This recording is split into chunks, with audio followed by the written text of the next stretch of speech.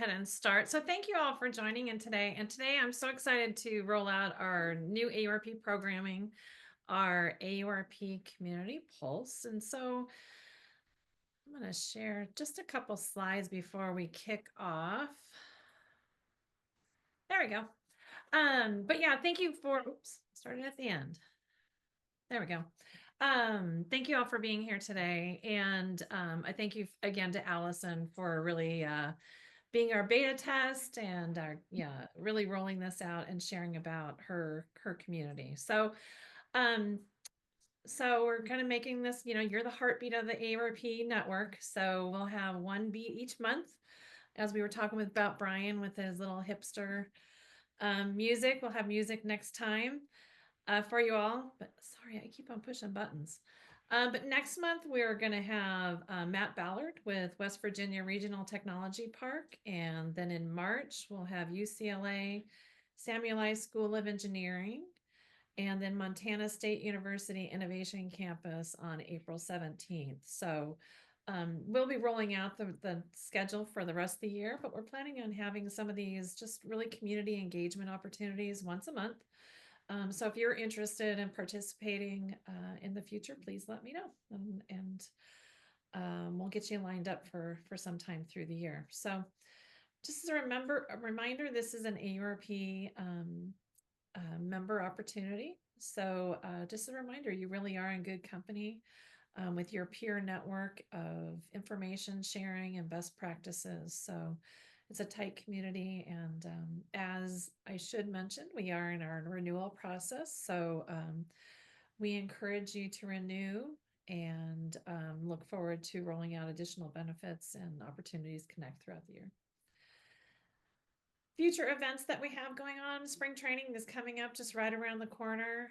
We'll be talking about that a little bit with Allison's presentation. And then we have our I2RPs this year. First one being at Iowa State University in Ames, Iowa in April. And then in Cummings Research Park, most likely in December in Huntsville, Alabama. We have the BioHealth Caucus in June in conjunction with Bio, and that will be in Boston, Massachusetts. And I know Jamie Schwartz, I saw you on the screen also today. So we have our international conference at UNLV in conjunction with the Harry Reid Research Technology Park in November. So look forward to seeing you all there. So again, Allison Madden, is our AURP president, 2526, and we'll be learning more about the University of South Florida Research Park today. So thank you, Allison. And thank you. And let me go ahead and share my screen. All right, can everybody see that? Yes. All right, so again, I'm Allison Madden. I am the incoming AURP president for 2025 and 2026, and I'm very pleased to have an opportunity to serve our community in this capacity. I'm also the Chief Operating Officer and Corporate Secretary for the University of South Florida Research Foundation / Research Park, and we'll get a little bit more into our governance as we go through here. I can get my slide, and I couldn't turn this off. So I always like to start with this kind of our underlying principles in the Research Park.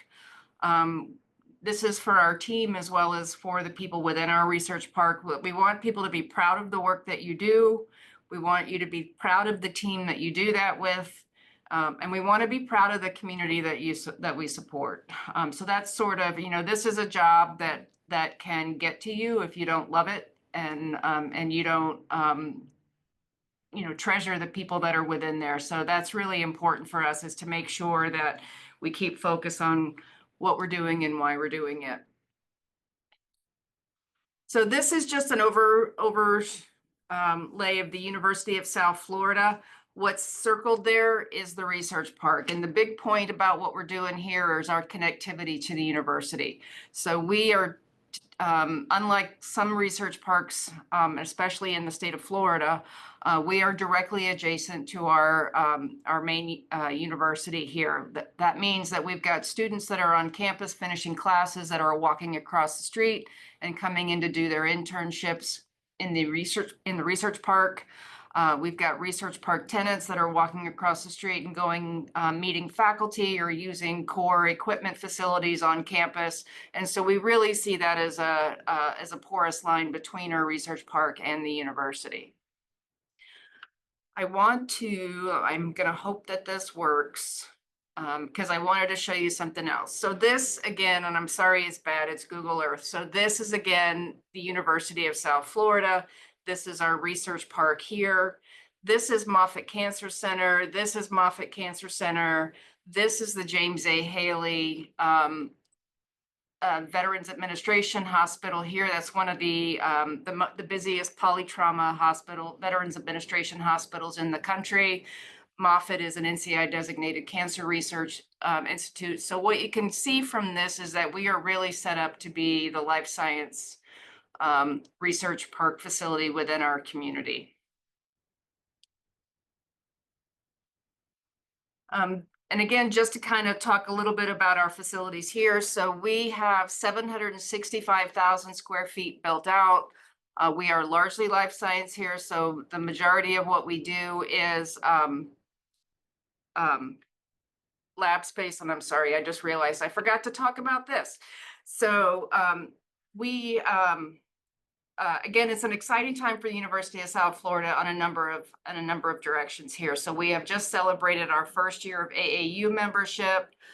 We have just completed $738 million of research funding as we make our way to $1 billion in research funding.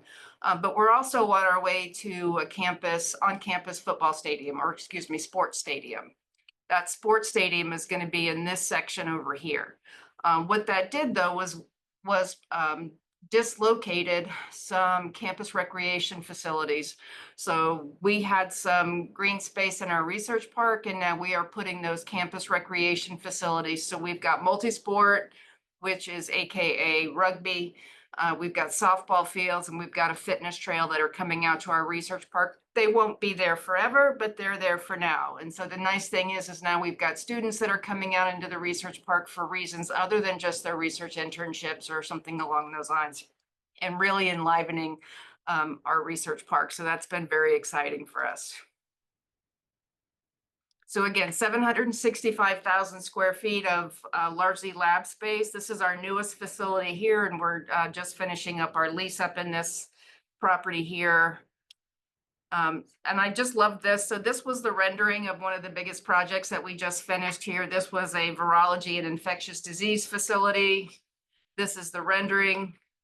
This is the outcome. So it's very, very similar here. So what you can see on the top right there is its bench space. What we focus on here is what is productive space. So that is 788 linear feet of bench space there. That is now being a recruiting tool for infectious disease research teams that are joining our university here. I just love this picture, especially at this time of the year. I love that view. Not everybody's got palm trees out their window.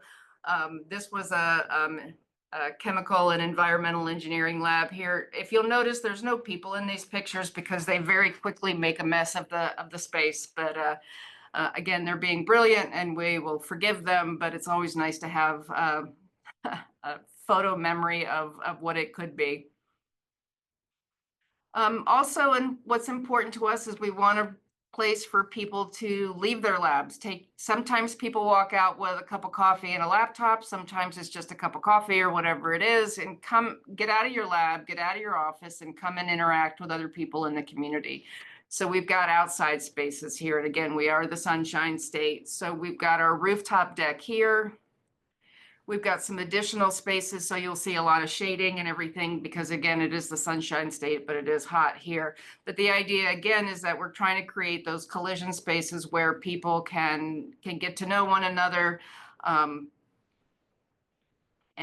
interact. Whoops, and I just realized one of the things I wanted to talk about as well, and I'm sorry, I'm not as prepared for this as I thought I was.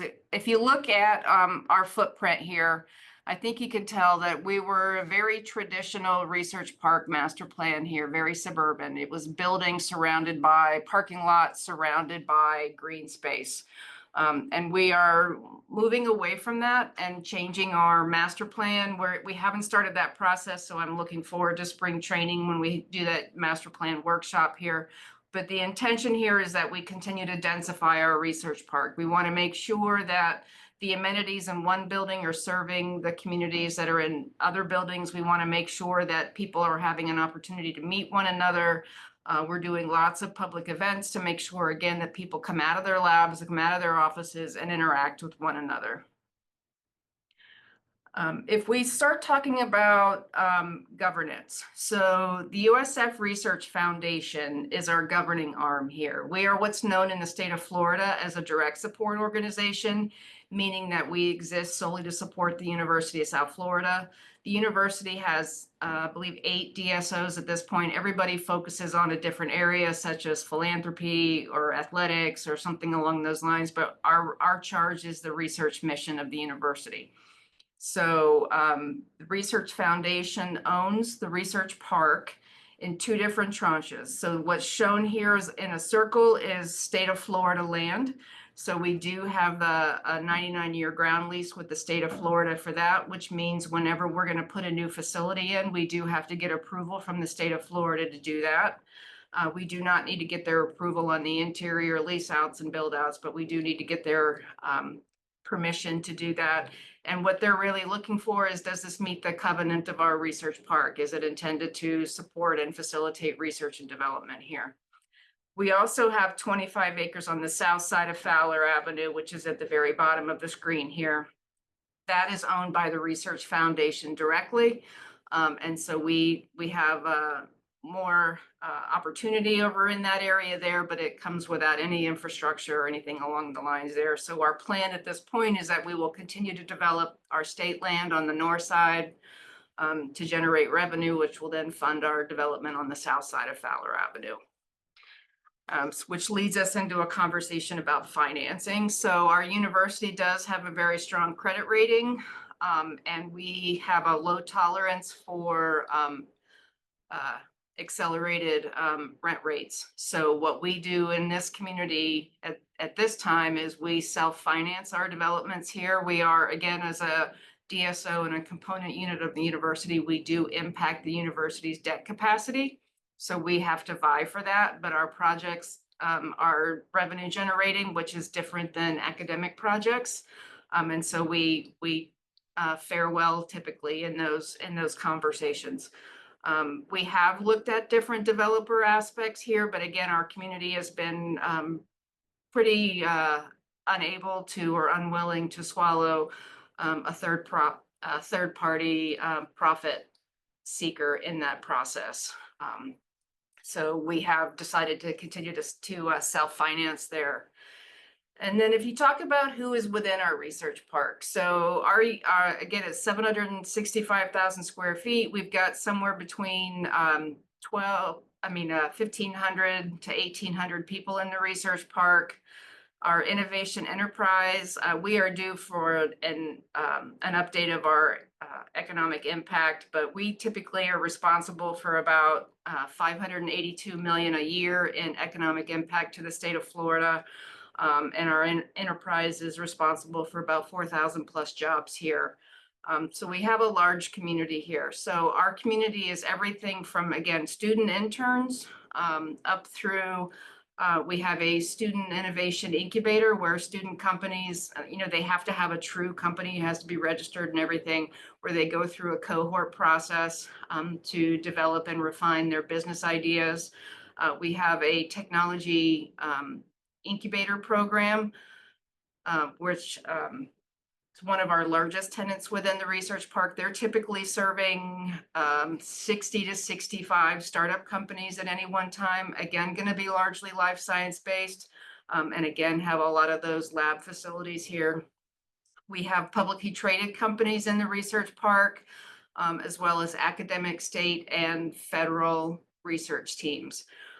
Our facilities are everything from, again, very simple co-working and outdoor spaces up through high containment research facilities here. And our team, we do have teams that are CDC and FBI certified to operate some of those high containment labs here. So I know I spoke pretty quickly there, but any questions that I can answer, any areas that I didn't cover? Allison, a quick question, and I apologize if I missed it. Are you the land grant university for Florida? No, we are not. State of Florida, University of Florida is the, we call them the premier university of the state of Florida. Which, so is this, you don't have a statewide mandate then, and this is your only location for the university, or do you have other satellite, locations that you're serving, obviously your mission? So this is our only location for now. The university does have locations in St. Pete and Sarasota, Manatee. So it's conceivable that we would extend our research park facilities into those communities as well. Well, that's exciting. Yes, thank you. Allison, the bio and life sciences accelerator that's there at the park, is it completely independently operated, or is it connected to research from campus? Is one of the questions that I had.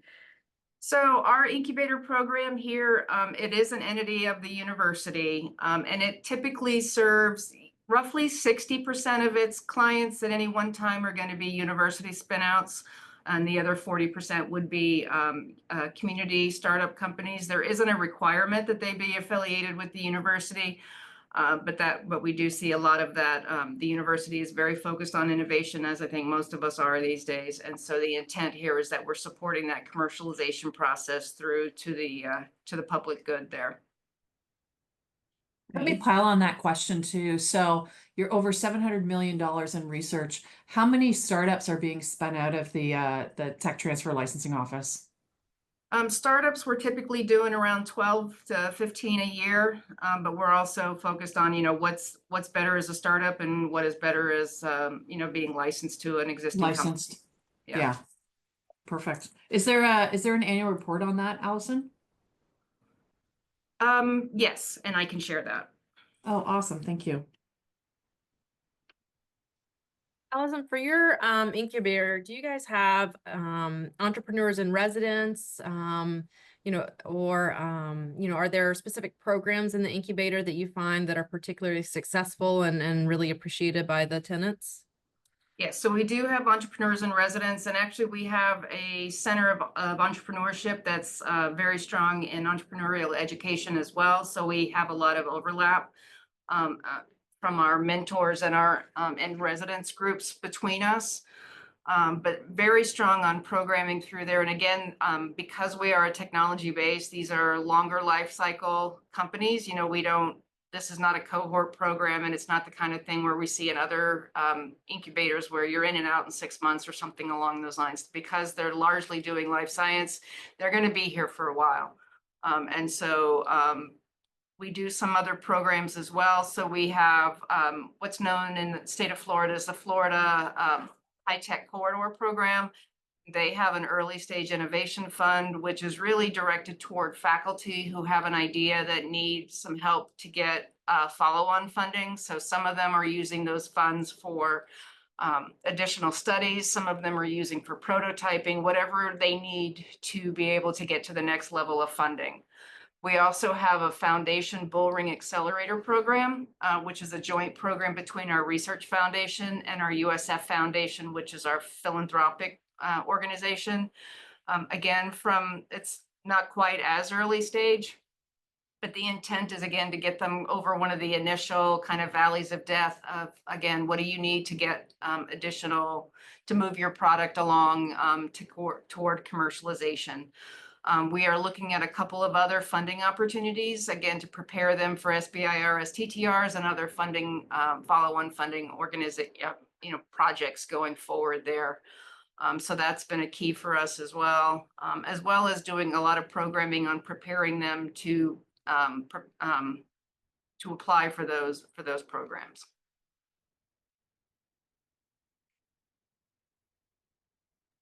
Thanks, Allison. Quick question. You've mentioned funding opportunities, so like pilot funding, so that they can gather some results for being competitive for the SBIR, STTR?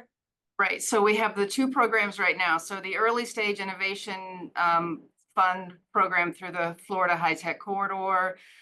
That typically does somewhere between 2 and 4 per cycle. And then the Foundation Bragg usually does somewhere between 4 to 6 per cycle. They are both of those programs are up to 25,000. So, you know, we're not, this is a small step forward, but the intent there is to give them something meaningful to be prepared for their next step in their funding phase. Awesome. Thank you. Really great work. Thank you. Allison, are those two programs the only way that the state of Florida supports growing life science companies, or are there other programs that as companies scale, they can take advantage of?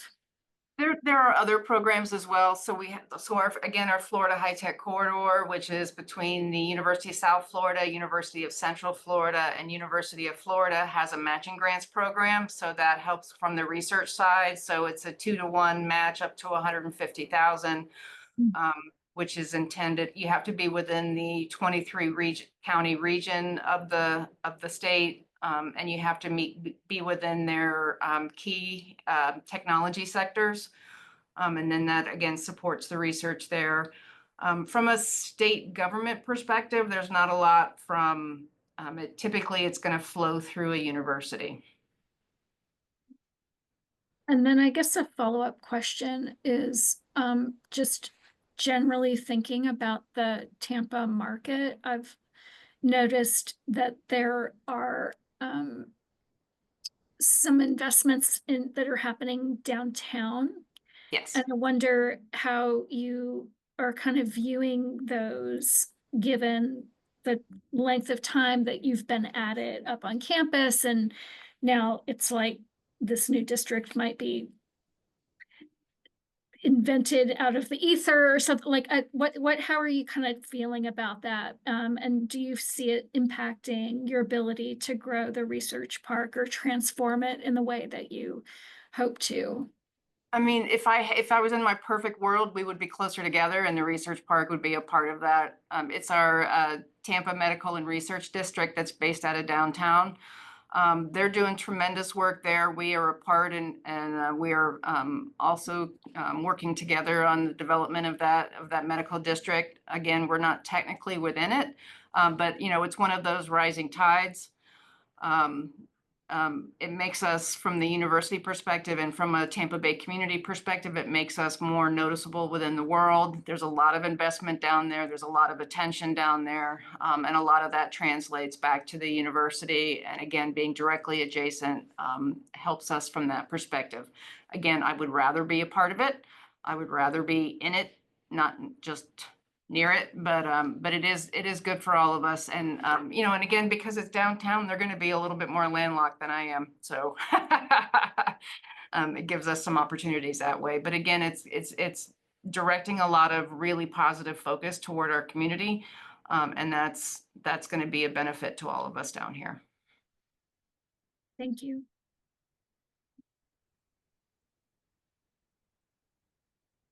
Hey, Allison, can you talk to the sustainability, where you are financially on the sustainability of the research park and the incubators?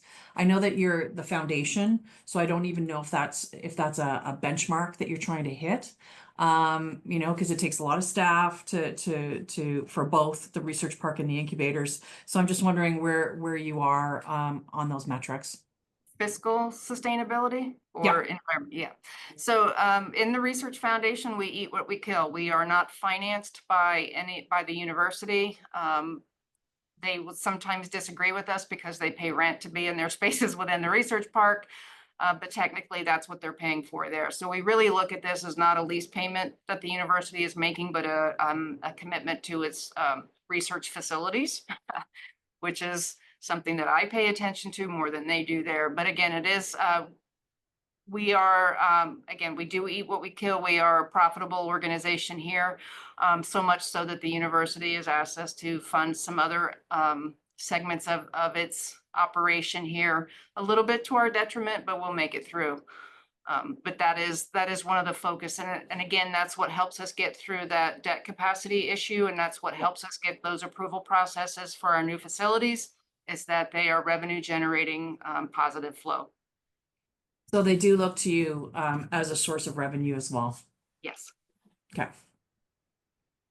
Does that include, Allison, running operations in like your biocontainment facility, or is that a university facility that they're operating? So it's a little bit hybrid. I mean, you'll find that with a lot of things that we do. So our staff are responsible for the operation and maintenance of that facility. Let me rephrase that. We are responsible for the maintenance of that facility. The university is responsible for the scientific operation of that. We don't get involved in any of the scheduling and any of that stuff there, but we work hand in hand with them to make sure that those facilities are safe, and that we're all in coordination on what needs to happen in there. But again, it's kind of a hybrid from that perspective.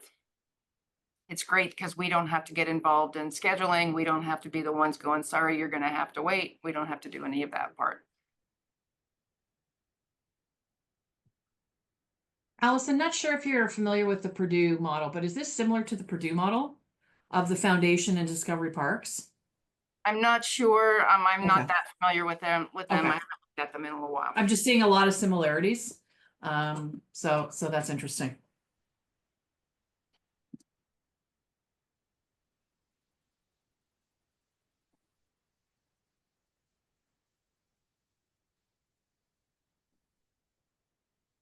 Allison, if nobody else has a question, can you talk about the your team, what the makeup of your team is? Like, because I know it differs from like 1 or 2 people running everything to 40, 50 people. So on the incubator side and the research park side. So I can speak. I'm interested. I hope everybody else is. So I'm Research Park. I'm responsible for the Research Park. The incubator is a tenant within my Research Park. So from my perspective, so I have 1 project manager with an administrative specialist, and then I have a team of 5 that are responsible for the maintenance of. So we are not required to maintain all 765,000 square feet. We're doing about 400,000. Of that with a team of 5. We obviously are using consultants on certain aspects of that as well. But we have, again, a very lean team there. And what we find again is that some of the organizations that we've looked at, once those maintenance teams get kind of big or get larger, there's a little less efficiency within that team. And so we are all very noticeable because our team is so small. And so when you're not working, it's noticeable. The incubator program, I want to say so they have a director, they've got program people, they've got communications people, and they've got event and those kinds of things. And I think that their team is somewhere in the neighborhood of about 8 people. And we also have a finance element to our research park, and they have a team of, I believe, around 6 as well. So we're only handling leasing, construction, maintenance, and then community engagement aspects within the research park. Our business and finance team are doing all the billing and payments and all those kinds of things. That's super helpful. Thanks for sharing. Allison, how do you market the space? So that's an interesting question. So we have a couple of times I've worked with brokers to varying, not tremendously successful avenues of that. A lot of it is engagement with our EDC. And I know that we have a person on here today. So we have a very strong relationship with our EDC to make sure that when they are vetting potential interest in our community, that we are the research destination of choice for them.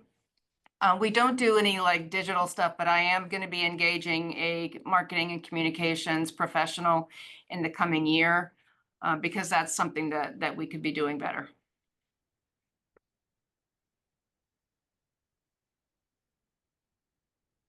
It's not traditional real estate, right? So that's why the brokerage world is a little tough for them to wrap their heads around it. When I arrived here in Tucson, there was like for lease signs everywhere, and I'm like, first day, I'm like, take them down. Exactly. Like somebody, we have somebody insisted on one on a Fowler Avenue, which is our main thoroughfare in front of our research park and our university. I'm like, you really just think somebody's driving along and goes, look at that. Let me drop 50 Exactly. million in this research facility. It's just kind of fun. It's humorous. Yes. Yeah, I agree. Hey, thanks for this, Allison. I got to bounce, but this has been really terrific. Thank you. Thank you. Awesome. I have a quick question. Regarding your tenants, what are your thoughts on showcasing your tenants as a way to attract others, or is that a fear of them being poached You have by to be others? you have to be very delicate with them. One of the things that actually I learned this from the woman whose name I can't remember now, at Stanford, which was the more that you try to present them to the world and show them as an example, the less valuable your research park is to them, because their job is to run their business. And the more you try to trot them out and show them off and that kind of thing, the less valuable that becomes, because now they're spending their time supporting your organization and not theirs. That we maintain a close relationship with all of our clients just to make sure we understand what level do you want to be promoted. We will share all of your good news. One of our companies fairly recently just got their first FDA approval, and we want to make sure that we're sharing that with the world, because again, we're proud of the work that they're doing, and they're proud that they're doing it here. But again, it's a delicate balance of we're not trying to take your glory. We're trying to shine a light on what you're doing here without it looking like, but again, it's a delicate it's a case by case decision that's done in contact with the client. Amy, I see you shaking your head quite a bit. Have you had a similar experience? Yeah, no, we've thought about an asset map, really being able to showcase like all the tech companies that are in our innovation district or our future one that we're establishing. And so, the thought is, from an economic development perspective, right, does that asset map that would list companies, right, and links to their websites to create that visibility, that they're here, make it easy for others to poach, right? And so the last thing I want to do is to make it harder for economic development in the sense of losing those folks. I was just curious, from your experience, do you showcase them? Do you, is that a way to market, right? And then say, come and join all these great people, because it's the brain trust, right, that you have in your park. Well, and it's always good too, because you want people to have different hiring opportunities. If it doesn't work out with company A, you got to be able to get a job with company B. I mean, I think a lot of I'm not terribly concerned about poaching from the perspective of a lot of these companies outside of our incubator are contributing. They're investing in their build outs within the research park. So that's a lot to walk away from. Typically speaking, I mean, I'm not going to say I don't worry about poaching or people leaving, but again, they're making a big investment in being here. So our job is to make sure that that investment is worthwhile to them and that they're getting value out of that.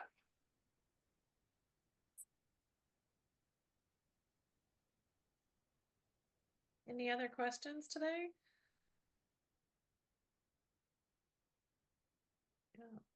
This was great. And Allison, I really thank you for preparing for this and really sharing your story and governance and master planning and where you're going with that. And it's been really great. So I thank you for being so candid and vulnerable with this. So. And I do just want people to understand, I am always available. I know I had a bit of a bumpy start here going back and forth and everything, but there's a lot of stuff buzzing around in your heads and everything. I am always available to you. Please do not ever hesitate to reach out. I'm happy to either help, share my view, share my experience, or reach out to somebody who has had more relevant experience. So thank you. Yeah, this was really great. Thank you, Allison. And Matt Ballard with West Virginia Regional Tech Park will be with us in February, excuse me, coming up. So I look forward to hearing more and seeing you all with Matt at that point. Yeah.